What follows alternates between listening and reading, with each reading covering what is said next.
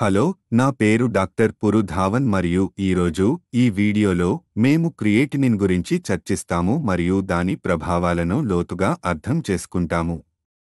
Creatinine అంటే ఏమిటి మరియు అది ఎక్కడ ఏర్పడుతుంది మరియు మనం దానిని ఎలా నియంత్రించవచ్చు? కాబట్టి ఈ వీడియోతో ప్రారంభిద్దాం.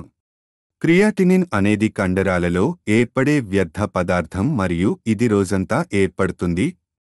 మీ మూత్రపిండాలు సరిగ్గా పనిచేస్తే క్రియేటినిన్ మూత్రంలో విసర్జించబడుతుంది. కానీ కిడ్నీలు ఏ రకమైన దెబ్బతిన్నా, ఇది రక్తపోటు, షుగర్ లేదా పీకిడి కారణంగా అయినా, ఈ క్రియేటినిన్ మూత్రంతో బయటకు రాదు. మూత్రపిండాల పనితీరు తగ్గిపోతే క్రియాటినిన్ క్లియరెన్స్ కూడా తగ్గుతుంది. కాబట్టి శరీరంలో క్రియేటినిన్ పేరుకుపోవడం ప్రారంభమవుతుంది. మీరు మీ కెఫ్టి నివేదికలతో క్రియేటినిన్ గురించి తెలుసుకోవచ్చు. క్రియేటినిన్ విలువ మీ కిడ్నీ ఎంత బాగా పనిచేస్తుందో అర్థం చేసుకోవడంలో మాకు సహాయపడుతుంది. శరీరంలో టాక్సిన్స్ పెరిగిపోతుంటే కిడ్నీ బాగా పనిచేయడం లేదని అర్థం, మరియు కిడ్నీలో జరిగిన నష్టాన్ని మనం ఊహించవచ్చు. కాబట్టి ప్రాథమికంగా మీ మూత్రపిండాలు ఎంత బాగా పనిచేస్తున్నాయో తెలుసుకోవడానికి మీరు మీ వైద్య పరీక్షలను ప్రాక్టీస్ చేయాలి. కిడ్నీ రోగులలో క్రియేటినిన్ స్థాయిలపై నిఘా ఉంచడం చాలా ముఖ్యం, ఎందుకంటే ఇది మూత్రపిండాల ఆరోగ్యాన్ని బాగా అర్థం చేసుకోవడంలో మాకు సహాయపడుతుంది. ఇప్పుడు ప్రశ్న ఏమిటంటే, క్రియేటినిన్ పెరుగుతున్నప్పుడు మనం ఏమి చేయాలి? అధిక క్రియేటినిన్ మరియు యూరియా స్థాయిలతో మనం ఎలా వ్యవహరించాలి? మీరు మీ క్రియేటినిన్ స్థాయిలను తగ్గించుకోవడానికి రెండు మార్గాలు ఉన్నాయి. మొదటిది శరీరంలో దాని ఉత్పత్తిని నియంత్రించడం. రెండవది మూత్రం ద్వారా మీ క్రియేటినిన్ క్లియరెన్స్ని పెంచడం. మరియు మీరు ఈ రెండు మార్గాలను అనుసరిస్తే మీరు మీ క్రియేటినిన్ స్థాయిలను తగ్గించవచ్చు. కాబట్టి మనం రెండింటిపై ఏకకాలంలో పని చేయాలి. ఇప్పుడు క్రియేటిన్ ప్రకృతిలో ఒక ప్రోటీన్ అని నేను చెప్పినప్పుడు గుర్తుచేసుకుందాం. అంటే మన శరీరానికి అవసరమైన దానికంటే ఎక్కువ ప్రోటీన్ లభిస్తే అప్పుడు ఎక్కువ క్రియేటినిన్ ఏర్పడుతుంది. అది వ్యర్థాలను సృష్టించింది. కండరాలు. అందుకే కిడ్నీ ఫెయిల్యూర్ ఉన్న రోగులందరూ ప్రోటీన్ తీసుకోవడం తగ్గించడం ద్వారా వారి క్రియాటినిన్ స్థాయిలను నియంత్రించుకోవాలి మరియు శారీరక విధులను నిర్వహించడానికి అవసరమైన ప్రోటీన్ను మాత్రమే తీసుకోవాలి. మీరు చేపలు, మాంసం మరియు గుడ్లు వంటి నాన్ వెజ్ తింటుంటే మీరు ఎక్కువగా తింటున్నారంటే అర్థం ప్రోటీన్.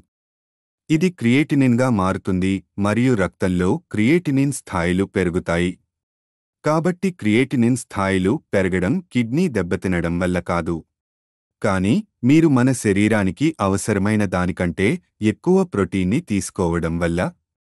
కాబట్టి మీ శరీరం మరింత క్రియేటినిన్ను ఉత్పత్తి చేస్తుంది మరియు దాని స్థాయిలను పెంచింది.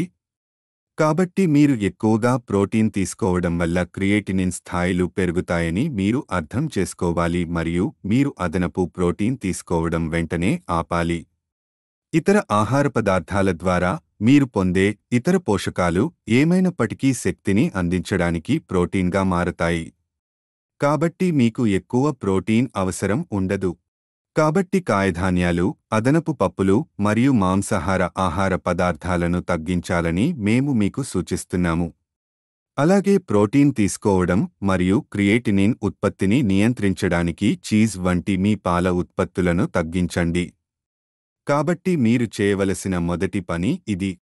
కానీ మూత్రం ద్వారా మీ క్రియేటినిన్ క్లియరెన్స్, క్రియాటినిన్ విసర్జన పెరగనంతవరకు కిడ్నీ దెబ్బతినడం పెరుగుతూనే ఉంటుంది. మరియు నియంత్రించకపోతే మీరు డయాలసిస్ చేయించుకోవలసి ఉంటుంది. కాబట్టి రెండవ దశ మూత్రపిండాల ఆరోగ్యాన్ని మెరుగుపరచడానికి మీ క్రియేటినిన్ క్లియరెన్స్ని మెరుగుపరచడం. దానికోసం మీరు మూత్రపిండాల పనితీరును మెరుగుపరచాలి. శరీరం నుండి క్రియేటినిన్ను తొలగించడం కిడ్నీ పని కాబట్టి ఎప్పుడు మీరు కిడ్నీ ఆరోగ్యం మరియు పనితీరును మెరుగుపరుస్తారు, క్రియేటినిన్ క్లియరెన్స్ కూడా మెరుగుపడుతుంది. మరియు మరింత క్రియేటినిన్ క్లియరెన్స్ రక్తంలో దాని స్థాయిని తగ్గిస్తుంది. క్రియేటినిన్ క్లియరెన్స్ను మెరుగుపరచడానికి మీరు మూత్రపిండాల వైఫల్యాన్ని అర్థం చేసుకోవాలి. మరియు మన కిడ్నీలు ఎందుకు మొదటి స్థానంలో దెబ్బతిన్నాయి. ఎందుకంటే కిడ్నీ దెబ్బతినడం వెనుక ఎప్పుడూ ఏదో ఒక అంశం ఉంటుంది. అలాగే 80% కేసులలో కిడ్నీ దెబ్బతినడానికి కారణం రక్తపోటు లేదా అధిక చక్కెర స్థాయిలు. అధిక షుగర్ లెవెల్స్ ఎక్కువ కాలం కిడ్నీ పనితీరును దెబ్బతీస్తాయి. ఇది క్రియాటినిన్ స్థాయిలను పెంచుతుంది.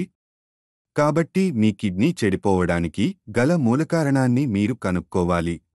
మరియు కనీసం మీరు కిడ్నీ దెబ్బతినడానికి గల మూలకారణాన్ని నియంత్రిస్తే అది కిడ్నీలకు మరింత నష్టం జరగకుండా చేస్తుంది. మీ క్రియాటినిన్ స్థాయి డెసిలీటర్కు 6 మిల్లీగ్రాములు ఉంటే అప్పుడు కూడా మీరు ఏ లక్షణాలను గమనించకపోవచ్చు, కానీ ఈ స్థాయిలో మీ కిడ్నీలో 80% పనిచేయడం లేదు. కాబట్టి కిడ్నీ దెబ్బతినడానికి గల మూలకారణాన్ని నియంత్రించడం ద్వారా క్రియేటినిన్ స్థాయిలు పెరగకుండా నిరోధించడం మొదటి విషయం. స్టెప్ నంబర్ 1లో మనం కిడ్నీ ఫెయిల్యూర్ యొక్క ప్రధాన అపరాధిని నియంత్రించాలి మరియు దానికోసం ఒక నిర్దిష్ట సందర్భంలో కిడ్నీ దెబ్బతినడానికి ప్రధాన కారణాన్ని గుర్తించాలి. మీకు హైపర్టెన్షన్ చరిత్ర ఉందనుకోండి మరియు మీరు డయాబెటిక్ కానివారు మరియు మీ కిడ్నీ మునిగిపోవడం వల్ల కిడ్నీ ఫెయిల్యూర్కు హై బ్లడ్ ప్రెజర్ ప్రధాన కారణమని స్పష్టమైన సూచనను ఇస్తుంది.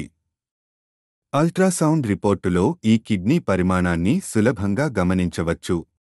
కిడ్నీ పరిమాణం 10 సెంటీమీటర్ల కంటే తక్కువగా ఉంటే లేదా 100 మిల్లీమీటర్లు చెప్పగలిగితే దానిని చిన్న కిడ్నీగా పరిగణించవచ్చు.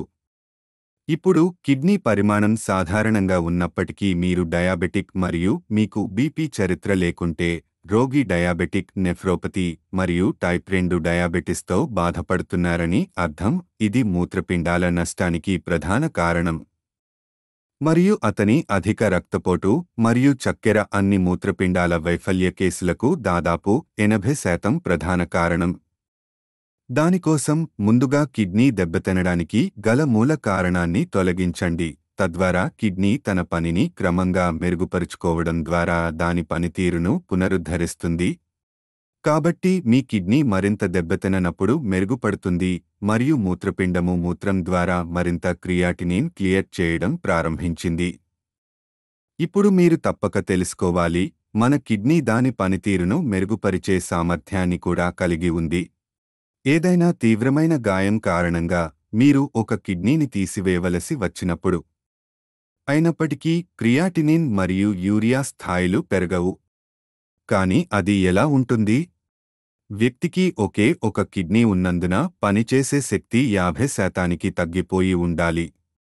కానీ ఇప్పటికీ మూత్రపిండాల యొక్క పాడైపోని భాగం సహాయంతో కిడ్నీ తన పనితీరును మెరుగుపరుస్తుంది కాబట్టి మీకు ఎలాంటి తేడా కనిపించదు. మరియు మేము ప్రతి కిడ్నీ ఫెయిల్యూర్ పేషెంట్లో కిడ్నీ యొక్క ఈ సామర్థ్యాన్ని ఉపయోగిస్తాము. కాబట్టి మేము కిడ్నీ చికిత్సను ప్రారంభించినప్పుడు మూత్రపిండాల పనితీరు మెరుగుపడుతుంది, క్రియేటినిన్ క్లియరెన్స్ పెరుగుతుంది మరియు రక్తంలో క్రియేటినిన్ స్థాయి పడిపోతుంది. దీనిని మీరు కెఫ్టీ నివేదికలలో చూస్తారు. ఉదాహరణకు క్రియేటినిన్ స్థాయి ప్రతి డెసిలీటర్కు 8 మిల్లీగ్రాములుగా ఉంటే చికిత్సతో క్రమంగా తగ్గుతుంది. ఇప్పుడు నేను మీకు కొన్ని నివేదికలను చూపుతాను మరియు రోగులలో విషయాలు ఎలా పనిచేస్తాయనే దాని గురించి స్పష్టమైన ఆలోచన పొందడానికి మీకు కిడ్నీ రోగికి పరిచయం చేస్తాను.